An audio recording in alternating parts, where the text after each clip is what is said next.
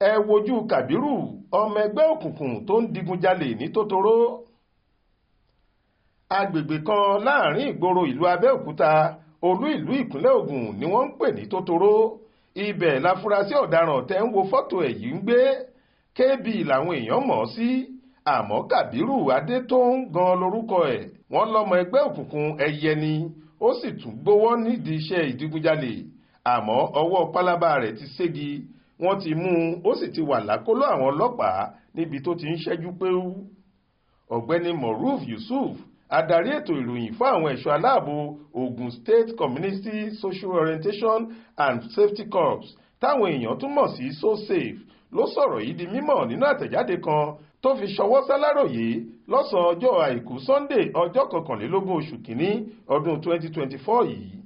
Ọ̀gá àgbà So-Safe Sọjí Gansalo sọ pé àwọn ọmọọṣẹ́ òun tí wọ́n ń ṣe pàtiróòlù kiri ni wọ́n fura sí Kabiru lóru mọ́jú ọjọ́ Sátidé sí Sunday náà.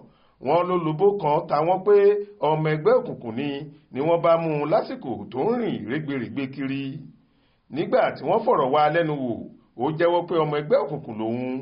Èyí ló mú kí wọ́n tẹ̀lé lọ sílé tó lóun ń gbé ní Totoro láti lọ gbọn ibẹ̀ yẹ́bẹ́yẹ́bẹ́. Inú yàrá rẹ̀ ọ̀hún ni wọ́n ti bá ìbọn ìléwọ́ pónpó tí wọ́n ń pè ní pistol lédè òyìnbó. Wọ́n ní KB sọ pé kí wọ́n ṣe òun jẹ́jẹ́. Lóòótọ́ lòun ti fi ìbọn òun yìí ṣọṣẹ́ gidi sẹ́yìn. Ó ní ìbọn òun lòun ń lò nígbàkúgbà tí ìjà bá ti wáyé láàrin ẹgbẹ́ òkùnkùn tóun ń ṣe àtàwọn yòókù, àti pé òun tún ń lò ó láti fi hùwà ọ̀daràn bíi ìdigunjalè.